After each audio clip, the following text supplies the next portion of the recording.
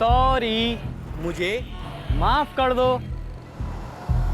ये लो तुम्हारे लिए। तुम्हें ये गुलाब और चाहिए? ये गुलाब वहां पर बहुत सारे हैं। चलें?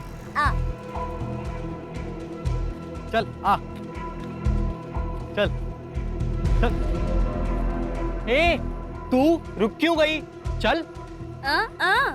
अरे आगे मिलेगा, आगे चल। अरे रुक, सुन तो, अरे चल ना, सुन।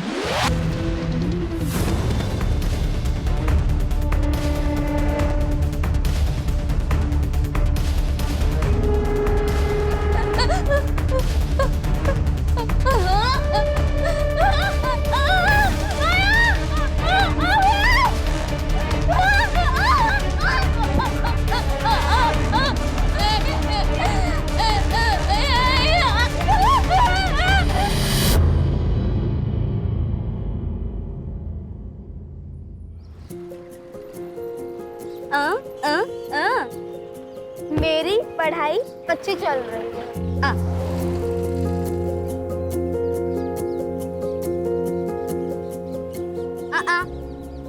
ताई प्लीज चॉकलेट खानी है। ताई प्लीज ना, चॉकलेट चाहिए मुझे।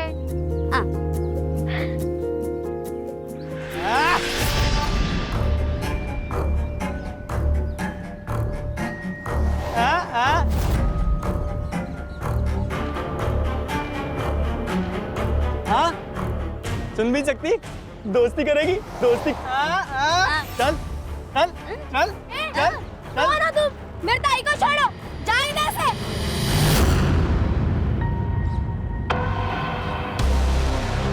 ए, अपनी मम्मी को जाके बोल दे, तेरी ताई शाम को आएगी। चल ताई, चल। ताई। खबरदार, अगर इन लड़कियों के आसपास भी देखा मैंने तुम्हें तो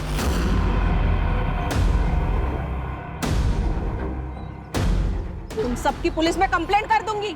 चलो निकलो यहाँ से। ताई, वो लड़के साइनी का मजाक उड़ा रहे थे। हाँ तो मैं क्या करूं? तुम्हें पता है हमारी जिंदगी ना बहुत अच्छी हो सकती थी अगर ये मनहूस हमारी जिंदगी में ना होती।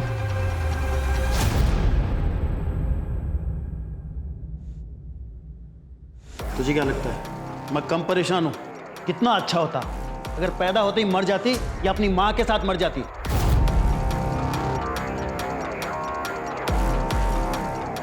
आप लोग साहिली के सामने ऐसी बातें कैसे कर सकते हो? तुम्हारे घर में नहीं है ना, तब तुम ऐसे बढ़ बढ़ के बातें कर रही हो। अरे तुम्हें पता नहीं कितनी बड़ी बौद्रेशन है ये। ना कुछ सुनाई देता है ना कुछ बोल सकती है।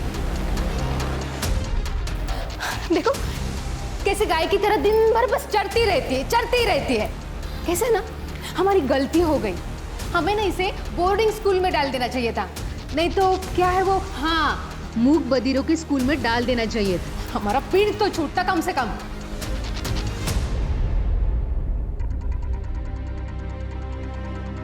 आप लोग ऐसी बातें कैसे कर सकते हो? आप जानते हो वो एक स्पेशल चाइल्ड है।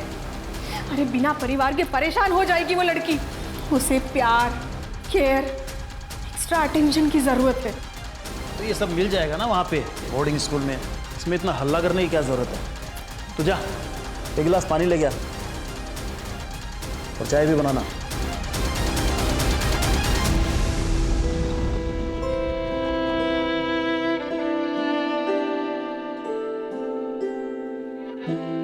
मम्मी पापा तुझे दूर भेजने चाहते।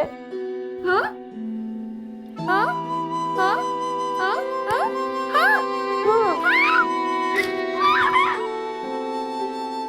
ताई अब आपको कैसे समझाऊं?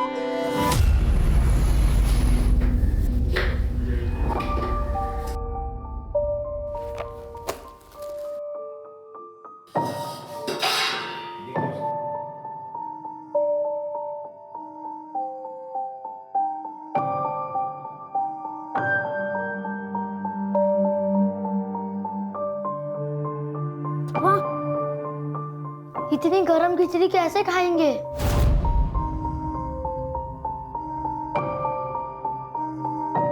तू टाइम से घर नहीं आ सकती थी क्या? हेलो बच्चा लोग,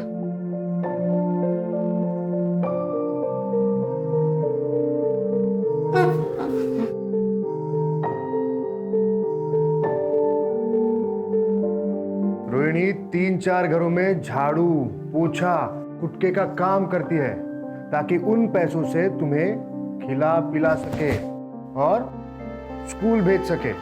तो तुम्हें उसकी कदर करनी चाहिए, शिकायत नहीं।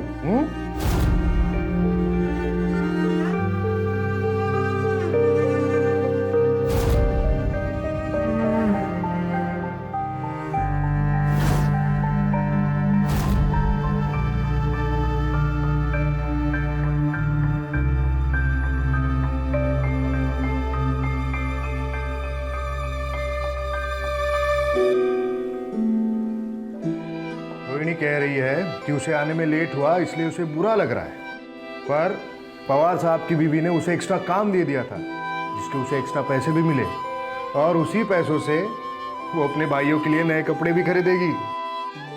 यस।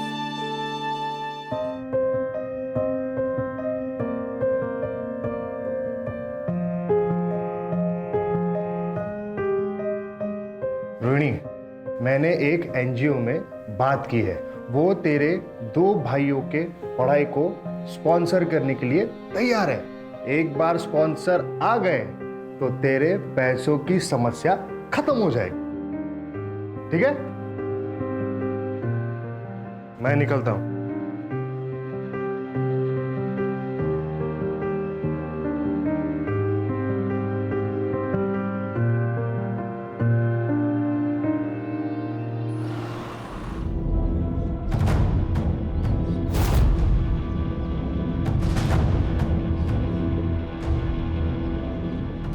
नमस्कार वहिनी. अरे कैसे हो? चिमाजी भाऊ या ना. कसे आहात? मी मस्त.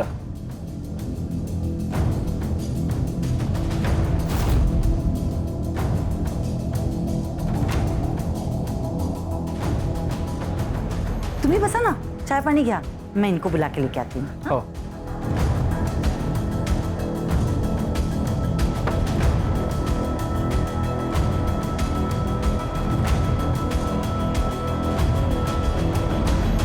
चिमाजी भाऊ कसे आहेत?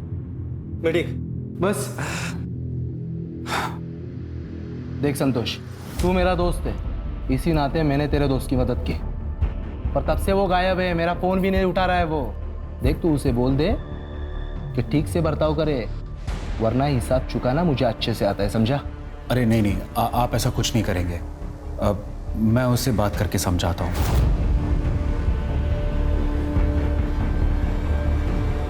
पवार साहब आ गए. नमस्ते.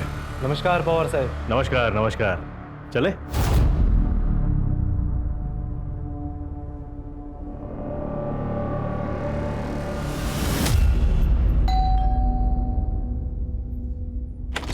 अरे कापसे साहेब या कसे आहात तुम्ही? नमस्ते वहिनी, तुम्ही कसे आहेत? मस्त मस्त, बसा ना.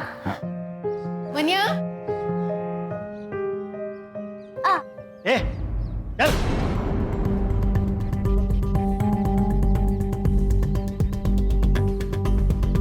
वो बता कैसा है? कैसा है तू? बड़ा सरदर्द है यार, पता नहीं कब पीछा छूटेगा इससे. तेरे प्रॉब्लम का सोल्यूशन है मेरे पास. जरा बाहर आ. आता हूँ.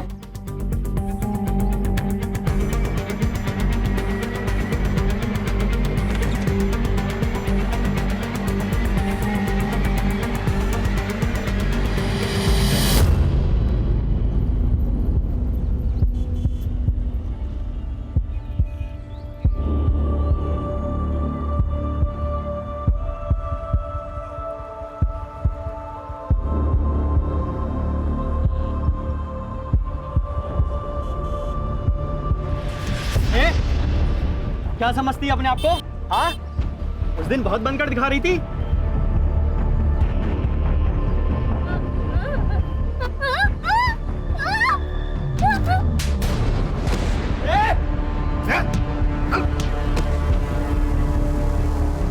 शर्म नहीं आई तुम लोगों को ऐसी घटिया हरकत करते हुए? और आप लोग भी क्या क्या खड़े खड़े तमाशा देख रहे?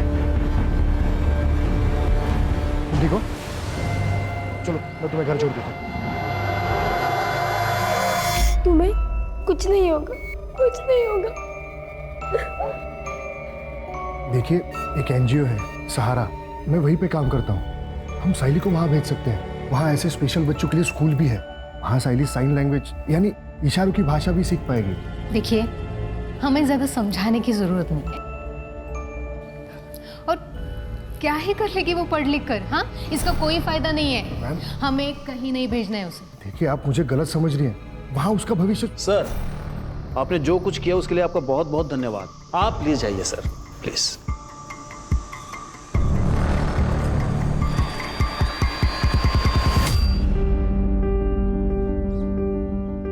ताई, आज हमारे लिए क्या लेकर आओगी? पवार मैडम तीर्थ यात्रा पे गई है। जब वो वापस आएगी तब ताई को काम का एक्स्ट्रा पैसा मिलेगा, तभी ताई हमारे लिए कुछ खरीद पाएगी। वाह, कैंडी! ताई, तू दुनिया की बेस्ट ताई है।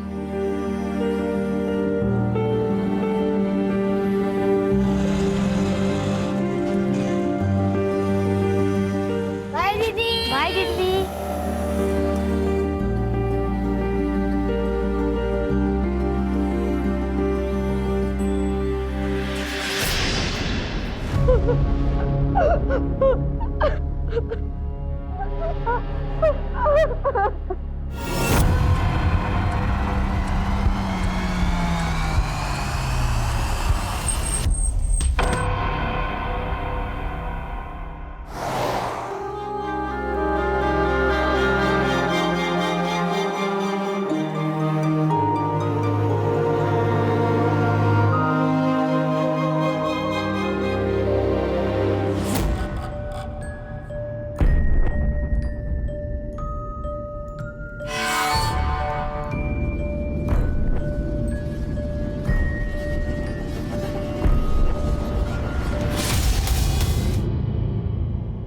रोना मत बेटा। वो एनजीओ वाला लड़का कौन आता है? केदार दादा। उसको फोन लगा, शायद उसको मालूम रहेगा तुम्हारी ताई कहाँ है।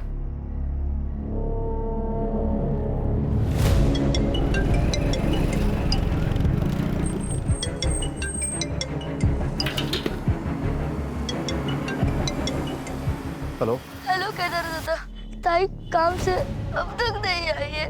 हमें बहुत डर लग रहा है। और मैं तो अभी पुणे के बाहर हूँ।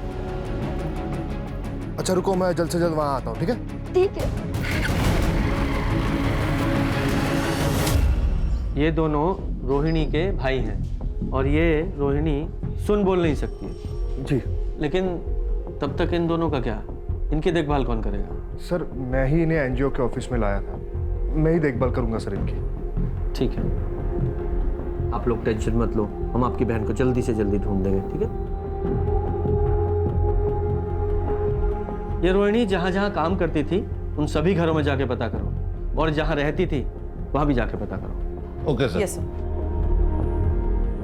रोहिणी कल काम पे आई नहीं थे साहब। और ये पवार साहब? पवार साहब तो कुछ दिनों पहले कैंपेन चले गए, और मृदुला मैडम 2 दिन पहले ही वैष्णो देवी गई। उन लोगों ने सब रोहिणी को कॉल किया था। रोहिणी का भाई उसके लिए फ़ोन पे बात करता था, लेकिन रोहिणी के भाई ने भी फ़ोन नहीं उठाया साहब। रोहिणी बहुत मेहनती लड़की थी, काम भी बहुत अच्छा करती थी और अपने भाइयों से बहुत ज़्यादा प्यार भी करती। एक माँ की तरह संभाला उसने अपने भाइयों को।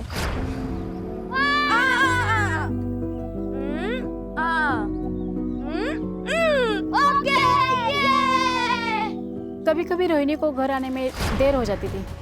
दोनों लड़कों को बहुत भूख लगती थी, इसीलिए रोहिणी ने एक तरीका निकाला था।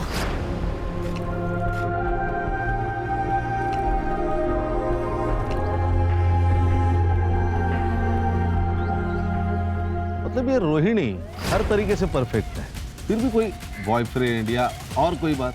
नहीं ऐसा कुछ नहीं था, लेकिन मुझे कभी कभी ऐसा लगता था कि रोहिणी और उस एनजीओ वाले लड़के केदार के बीच में कुछ तो चल रहा है। वो दोनों एक दूसरे को ऐसे देखते थे जैसे उन दोनों में प्यार हो। लेकिन किसी ने भी श्योरिटी के साथ ये नहीं कहा है कि केदार उसका बॉयफ्रेंड है, राइट? सर फिर भी हमने केदार को क्वेश्चनिंग के लिए बुलाया है। वो सीसीटीवी का क्या हुआ? सर बस्ती या उसके आसपास तो कोई सीसीटीवी नहीं है, लेकिन हाँ सर बस्ती के बाहर एक मेडिकल शॉप है, वहाँ का फुटेज मिला है। ये देखिए सर, ये देखिए, ये देखिए सर, ये रोहिणी का रोज का रूट है। इसी रास्ते से वो हर रोज काम पर जाती है। सर हम पवार के घर पे भी गए थे, उसके वॉचमैन से पूछताछ की, सीसीटीवी भी चेक किया, लेकिन रोहिणी उस दिन उसके घर नहीं पहुंची थी। इस केस में सबसे बड़ा प्रॉब्लम यह है कि रोहिणी सुन बोल नहीं सकती है, ना ही वो मोबाइल इस्तेमाल करती है जिससे उसकी लोकेशन या उसके बारे में पता चल सके। इनफैक्ट चैट का तो सवाल ही नहीं पैदा होता। इस केस को पुराने तरीके से सॉल्व करना पड़ेगा। पर साइली तुम्हारा अपना खून है। तो क्या हुआ? गंदा खून है। मुझे नहीं चाहिए ये अपने घर में। मुझे लड़का चाहिए, और नंदिनी को भी। प्रॉब्लम तुझ में है, साइली में नहीं। मतलब क्या है तुम्हारा? तुम्हारी पहली बीवी सुधा, जिसने साइली को जन्म दिया, और ये तेरी दूसरी बीवी नंदिनी, इसने भी एक बेटी को जन्म दिया, अदिति को। तो फिर तू सिर्फ साइली के बारे में क्यों बात कर रहा है? क्योंकि बोझ है हमारे ऊपर, गले में फंसी हड्डी है जिसे हम निकल नहीं सकते। इतने खर्चे हैं हमारे। और एक बात बताइए, ऐसी लड़की से शादी कौन करेगा? सही बात है। तुम दोनों को समझ रही हूँ, पर मैं तुम दोनों को वार्निंग दे रही हूँ। अगर साइली के साथ तुम दोनों ने कुछ भी गलत किया ना, तो मैं पुलिस में तुम्हारी कंप्लेंट करूंगी।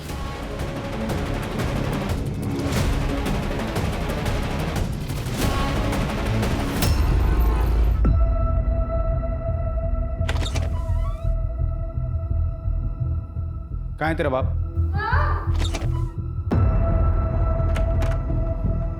मैं तुझे अभी भी बोल रहा हूँ, तेरी सारी मुसीबतों से छुटकारा पाले, वरना तेरे को बहुत बड़ी प्रॉब्लम हो जाएगी। देख, जो ठीक लगे वो कर। मुझे इस प्रॉब्लम से छुटकारा चाहिए, बस। नहीं सर, मेरे और रोहिणी के बीच कोई रोमांटिक रिलेशन नहीं था। लेकिन पड़ोसियों ने तो तुम्हें रोहिणी का हाथ पकड़े हुए देखा था। सर उन्हें कोई गलतफहमी हुई होगी। मैं तो बस उसे इमोशनल सपोर्ट देने की कोशिश कर रहा था, क्योंकि मुझे पता है सर, जो लोग बोल और सुन नहीं सकते वो खुद को दुनिया में अकेला महसूस करते हैं। अच्छा, भाई साहब तो बहुत होशियार है। क्या पीएचडी की है सब मामलों में? नहीं सर, एक्चुअली मेरे आई बाबा बोल और सुन नहीं सकते, मुख बधिर है, और अकेला ही होने के नाते मैंने बचपन से देखा है कि ऐसे लोगों को बहुत दिक्कत होती है। इसलिए सर मैंने बचपन में ही सोच लिया था कि मैं ऐसे लोगों के लिए कुछ करूँगा। इसलिए सर मैंने एनजीओ ज्वाइन किया। तो मैं रोहिणी को कैसे तकलीफ पहुँचा सकता हूँ सर? वो तो बहुत यकीन करती थी मुझ पर। भले ही मैंने पिछले 2 साल में कुछ खास नहीं किया उसके लिए, पर सर मेरी उस पर कभी गलत नज़र नहीं गई। Trust me sir. ठीक है, फिलहाल के लिए ट्रस्ट कर लेते हैं, जा सकते हो। लेकिन रोहिणी की अगर कोई खबर मिले तो तुरंत हमें बताना। Okay sir.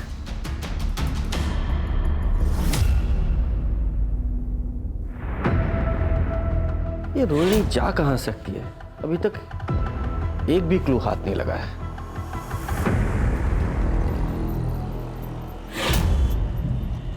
सॉरी, मुझे माफ कर दो। ये लो तुम्हारे लिए। तुम्हें ये गुलाब और चाहिए? ये गुलाब वहां पर बहुत सारे हैं। चलें? चल आ, चल चल। ए, तू रुक क्यों गई? चल। अरे आगे मिलेगा, आगे चल। अरे रुक, सुन तो, अरे चल ना, सुन।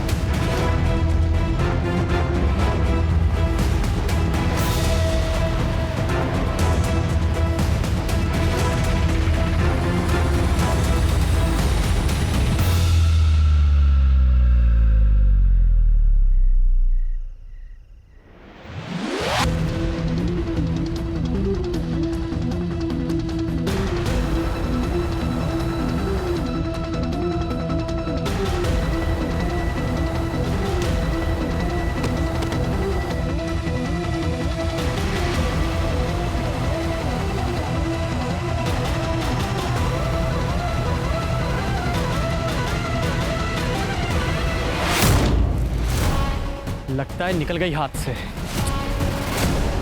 आई ताई अभी तक नहीं आई उसे ढूंढने के लिए जाओ ना आई। तेरी बहन कोई छोटी बच्ची नहीं है, आ जाएगी वापस। वो रास्ता भटक गई तो? ये तो और अच्छी बात है, भगवान करे ऐसा ही हो।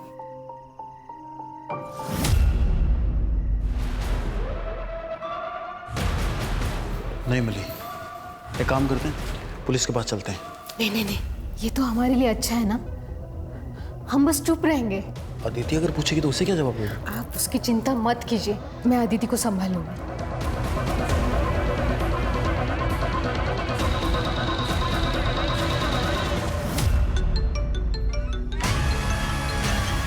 अदिति?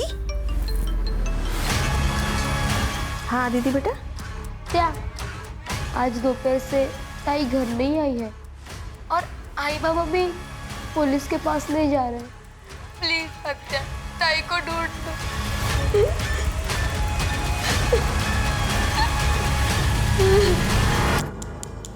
ये सायली 16 साल की है, सायली मूक बधिर है।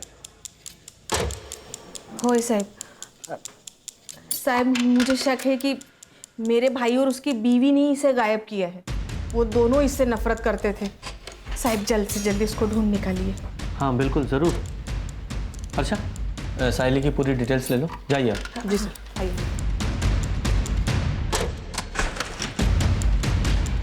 सर, कहीं ये केस रोहिणी से कनेक्टेड तो नहीं है? क्योंकि दोनों लड़के अमुक बधिर है और दोनों का एज ग्रुप सेम है। हाँ, लेकिन अभी ये अनुमान लगाना ठीक नहीं होगा। पहले चल के सायली के माँ बाप से मिलते हैं। ओके।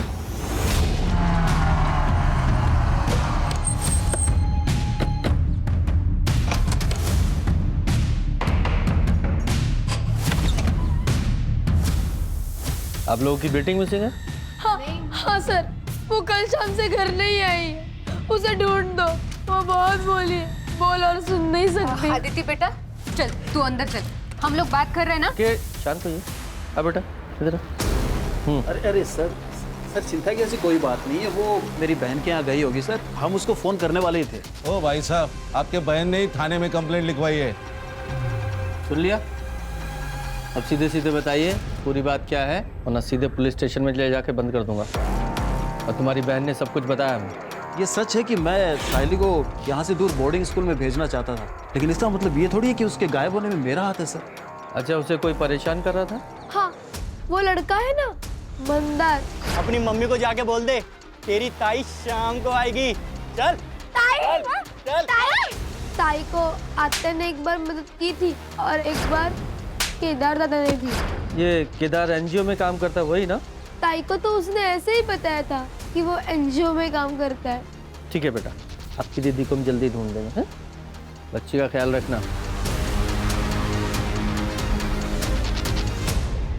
खान, ये सायली के माँ बाप की कुंडली निकालो और खासकर इस मनिया की, और ये मंदार, उसकी भी इंफॉर्मेशन निकालो। Okay sir. सुधा तो देवी थी देवी, सायली उसी के ऊपर गई है।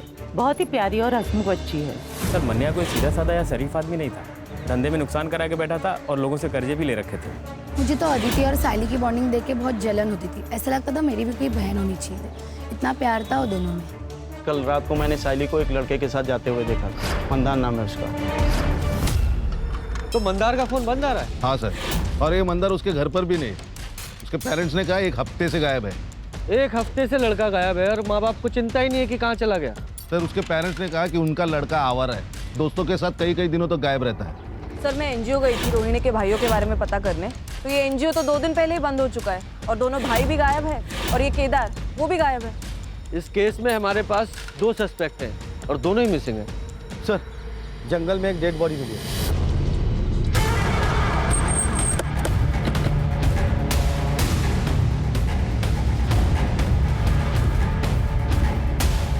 सर मल्टीपल स्टैब वुंड्स है और लगता है इसके साथ रेप भी हुआ है। अच्छा, बॉडी को पोस्टमार्टम के लिए भेजो। Yes sir.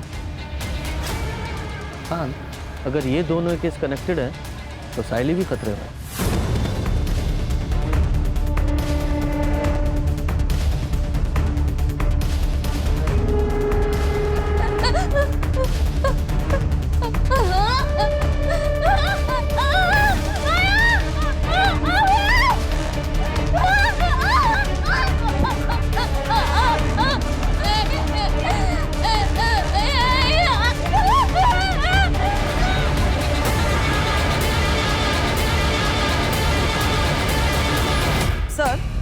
मना की सीडीआर के अनुसार वो संतोष नाम के एक कॉन्ट्रैक्टर के साथ टच में था और कोई बिजनेसमैन भी है चिमाजी नाम का। इन सबसे बात करनी पड़ेगी, हो सकता है कोई जानकारी हासिल हो। जी सर।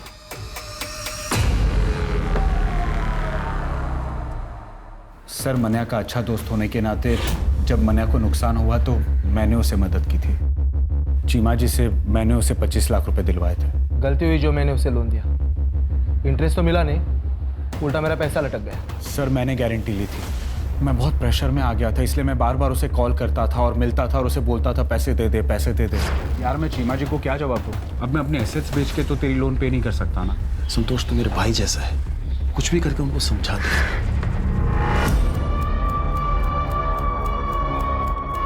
खान, इन लोगों के पास मोटिव तो है साइली को उठाने का, ताकि मनिया पैसे वापस कर सके। नजर रखना इन दोनों पे। सर, ये केदार का फोन अभी अभी स्विच ऑन हुआ है हाईवे के पास। चलो। ये मोबाइल कहाँ से मिला? सब रास्ते में गिरा हुआ था, मैंने उठा लिया। चलो दिखाओ वो जगह। सब यहाँ मिला हुआ था।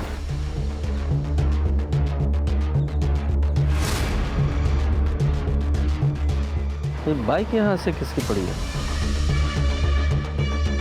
ये देखिए, यहाँ फोन गिरा है। इस ब्लड का सैंपल लो और लैब में भेजो। सर। हाँ, चलो इस बाइक की डिटेल निकालो। सर, आरटीओ से इंफॉर्मेशन मिली है कि बाइक केदार की है। और जिस तरीके से केदार की बाइक हमें रोड के किनारे पड़ी मिली, ऐसा लगता है कि जब वो साइली या रोहिणी जिस किसी के साथ भी भाग रहा था, उसका एक्सीडेंट हो गया। हमें रोहिणी की बॉडी भी वहीं मिली जहां ये केदार की बाइक मिली थी। और ये भी हो सकता है कि साइली के गायब होने में भी केदार का हाथ हो। ये मंदार का क्या हुआ? नहीं सर, अभी भी ढूंढ रहे उसे। सर, एक और बात, नंदिनी की सीडीआर से एक बात पता चली है कि नंदिनी संतोष के साथ टच में थी। इनफैक्ट सर, कुछ महीनों से उसकी लोकेशन भी संतोष के घर के आसपास थी। नहीं तो मैं क्यों संतोष के घर जाऊंगी? हाँ, बस 1-2 बार गई थी, वो भी मना के काम से। अच्छा, नहीं मुझे तो पता चला कि पिछले 2 महीने में 15 बार तुम वहाँ गई थी। ठीक है, कोई बात नहीं, मने से ही पूछ लेती हूँ, वही मुझे बता दे शायद तुम वहाँ क्यों गई थी। मैडम, वो मेरा और संतोष का अफेयर चल रहा है।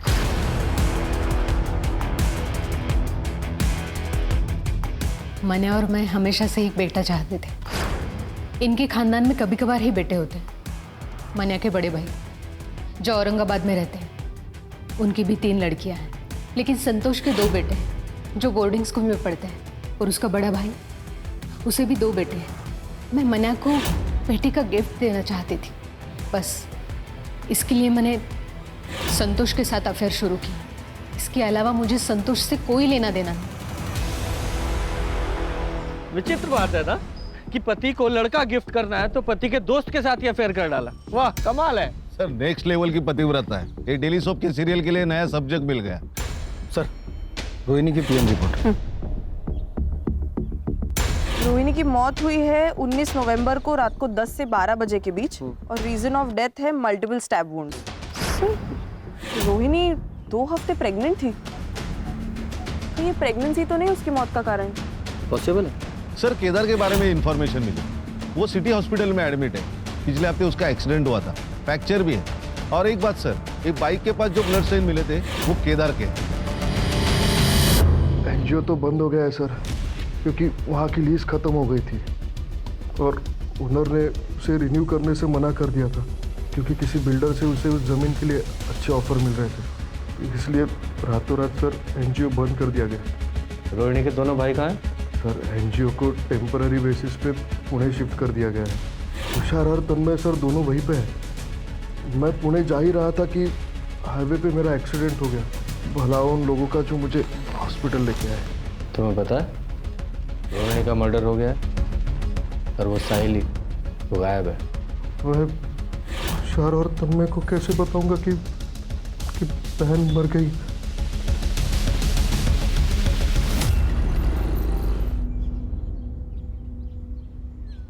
आलिस, कैसा रहा सफर? बहुत अच्छा। रोहिणी कहाँ है? आज आई नहीं क्या? रोहिणी तो तब से काम पे नहीं आ रही है जब से तुम वैष्णो देवी गई हो। और अब तो पुलिस को उसकी लाश भी मिली है। क्या? पुलिस ने बताया कि रोहिणी का रेप और मर्डर हुआ है। ये तो बहुत बुरा हुआ अविनाश। आप किसी भी हाल में उसके कातिल को ढूंढवाओ और उसे सजा दिलाओ। अपने पूरे पावर का इस्तेमाल करो और उस बेचारी को इंसाफ दिलाओ। पुलिस जांच कर रही है, एक बार उसे पकड़ ले, फिर मैं पूरी कोशिश करूंगा उसे जल्द से जल्द सजा दिलाने की। सर केदार सच बोल रहा था। पुणे पुलिस ने भी कंफर्म किया है कि एनजीओ टेम्पररी बेसिस के लिए वहां शिफ्ट हो गया और रोहिणी के दोनों भाई तुषार और तन्मय भी वहीं पर थे। Thank God.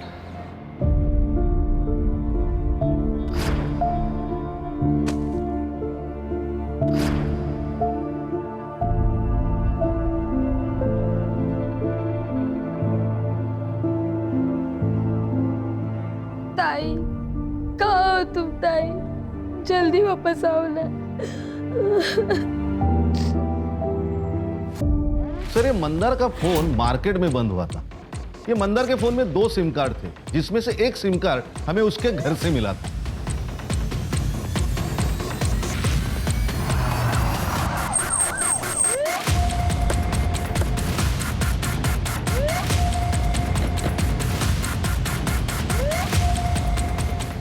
सर, यही लोकेशन है। जरा चेक करो। जी सर।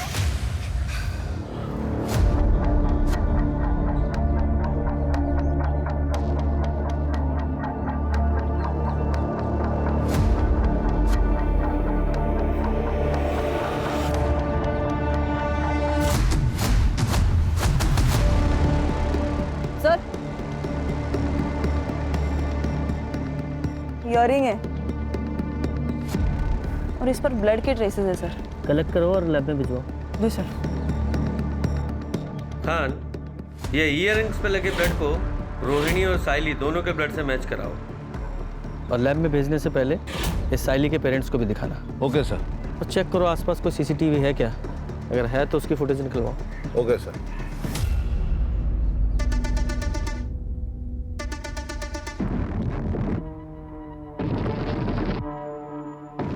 ये तो मेरे ताई के हैं। आप उन्हें लेके नहीं आए? कहाँ है मेरे ताई? बेटा हम साइली को जल्द से जल्द ढूंढ लेंगे। प्रॉमिस? प्रॉमिस। सर, वो जो ईयरिंग्स पे ब्लड मिला था वो रोहिणी और साइली दोनों के ब्लड से मैच नहीं होता। और हाँ सर, वो जो ब्लड हमें रास्ते पर मिला था उसके आसपास का सीसीटीवी हमने चेक किया तो उसमें एक गाड़ी नजर आ रही है जिसमें एक लड़की लेटी हुई है। उसका चेहरा तो क्लियरली दिख नहीं रहा और सर गाड़ी का नंबर भी क्लियरली नहीं दिख रहा। उस पूरे एरिया को फिर से चेक करते हैं।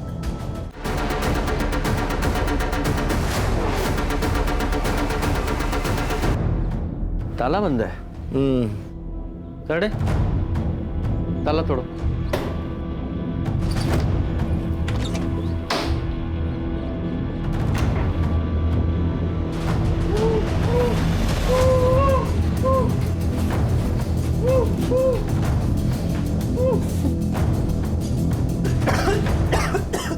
अच्छा, पानी दो।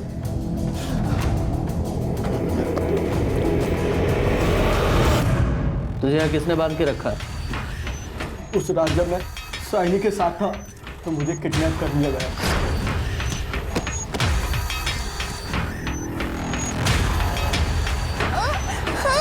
ए, छोड़ इसको। ए, छोड़।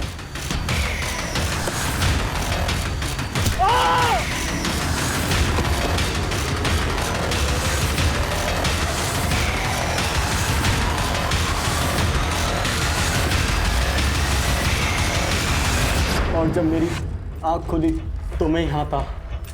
मुझे नहीं पता कि मैं कितने दिनों से यहाँ पर हूँ। 1 हफ्ता हो गया तुझे। जब तूने साइली पे हमला किया था तब से गायब है तू, और तेरी वजह से वो भी सिंह है। मैं तो बस साइली का फ़ायदा उठाना चाहता था। उसकी वजह से मुझे आरती और केदार ने थप्पड़ मारा, लेकिन सच में मुझे नहीं पता कि साइली कहाँ है। तुझे उस कार का नंबर याद है? नहीं, अंधेरे की वजह से मैं ज़्यादा देख नहीं पाया। सर, कुछ हाथ नहीं लगा और कोई खबरवाद भी नहीं। सर, हमने पूरी तरह ट्राई की कि ये जानने के लिए कि वो गैराज किसका है, लेकिन कुछ नहीं सर। और वो एरिया भी पूरी तरह छान लिया, साहिल का भी कुछ पता नहीं। हाँ क्या सर? हाईवे के पास एक लड़की मिली है बेहोश हालत में और उसका डिस्क्रिप्शन भी साहिल से मैच होता है। अच्छा, तुरंत वहां जा।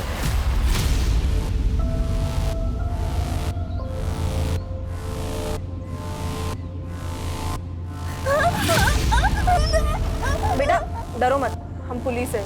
क्या हुआ तुम्हारे साथ बता।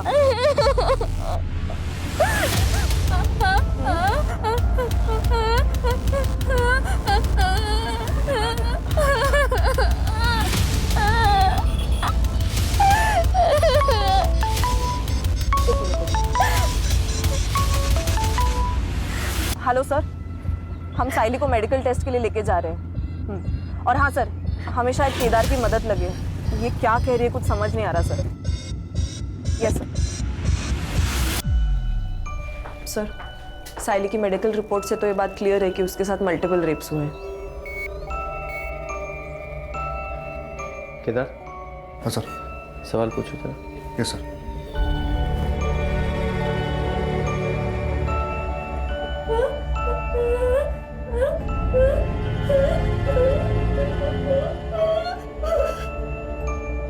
सर मैं कुछ समझ नहीं पा रहा हूँ।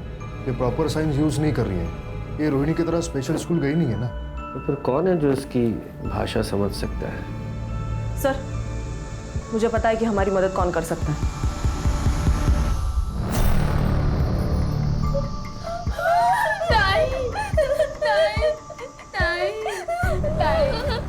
अदिति देखो बेटा, तुम हमारी मदद करोगी?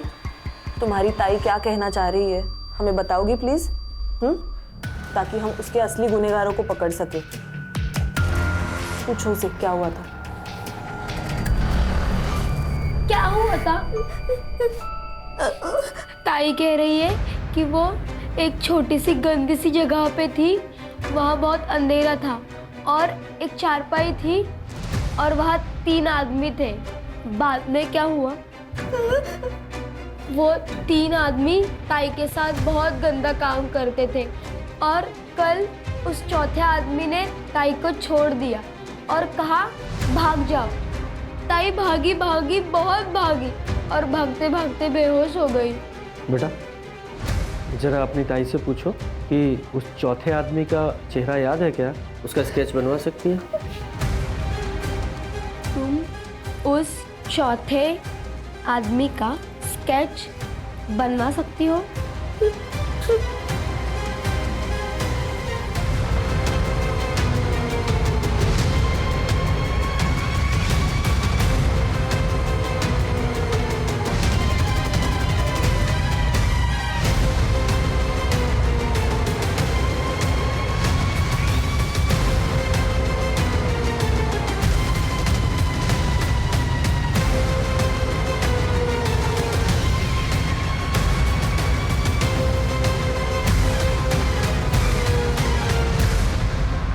ये स्केचेस, ये संतोष कापसे, चिमाजी गांवकर, अविनाश पवार और ये चौथा आदमी सर। बबलू, ये संतोष का ड्राइवर कम सर्वेंट। इन चारों को उठा के लाओ अभी के अभी। तुम चारों खुद से बोलना शुरू करोगे या हम अपने तरीके से को बुलवाएं? बोलो।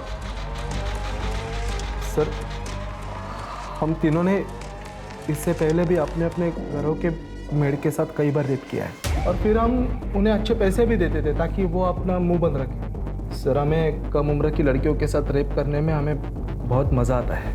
और फिर एक दिन पवार साहब ने हमें एक मूक बधिर लड़की रोहिणी के बारे में बताया था। और सबसे बड़ी बात, वो किसी को बता भी नहीं सकती कि हमने उसके साथ क्या किया है।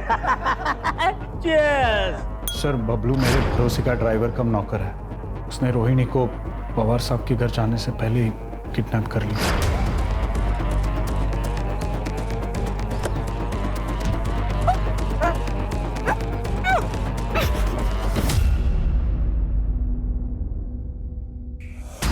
वो रोहिणी को मेरे फार्म हाउस पर लेके आया और हम तीनों ने उसका रेप किया।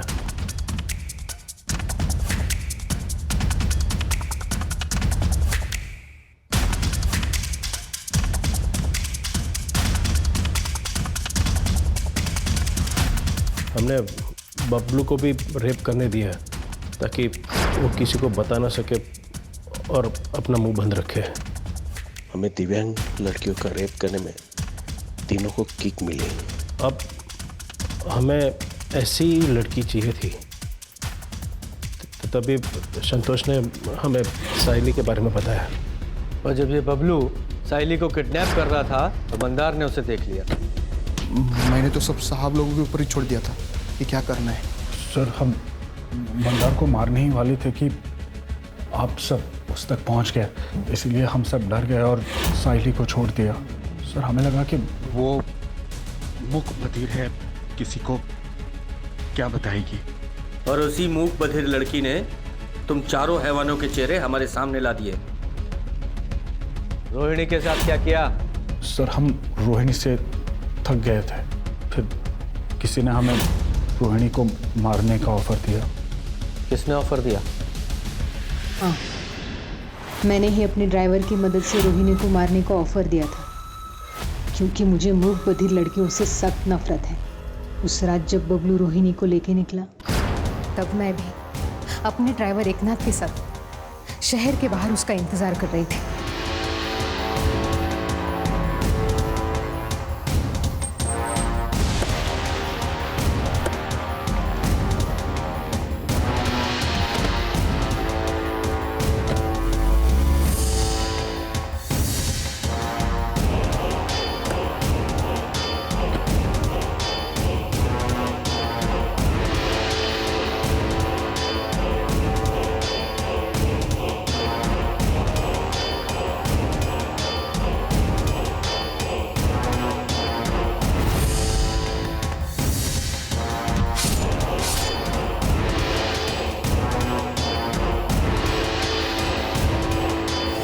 मैं तो चिमा जी को खुश करना चाहती थी ताकि वो मेरे और मन्या के खिलाफ कोई लीगल एक्शन ना ले, क्योंकि मन्या ने उनका पैसा नहीं लौटाया था, वरना हम घर बार सब कुछ खो देते थे। चिमा जी ने तो हमें और टाइम देने का वादा किया था अगर हम उन्हें रोहिणी से छुटकारा दिला देते। तो तुम्हें पता था कि साइली को बबलू ने किडनैप किया है और वो सब लोग मिलकर उसके साथ क्या करने वाले हैं? मुझे बस इतना पता था कि साइली का हमारी जिंदगी से जाना हमारे लिए सबसे अच्छी बात है। सर केदार का जो एनजीओ है सहारा, उसे अब एक नई जगह मिल गई है, साइली का घर। मन्या ने खुद अपने मन से उसका घर एनजीओ को दे दिया, वो भी फ्री में। अरे एनजीओ साइली को भी मदद करेगी और इसमें आदित्य हाथ बटाएगी। और ये केदार, ये भी बहुत खुश है सर। हमें अपनी सोसाइटी में केदार जैसे लोगों की जरूरत है ताकि आगे जाके पुलिस को भी हेल्प हो। सही कहा सर।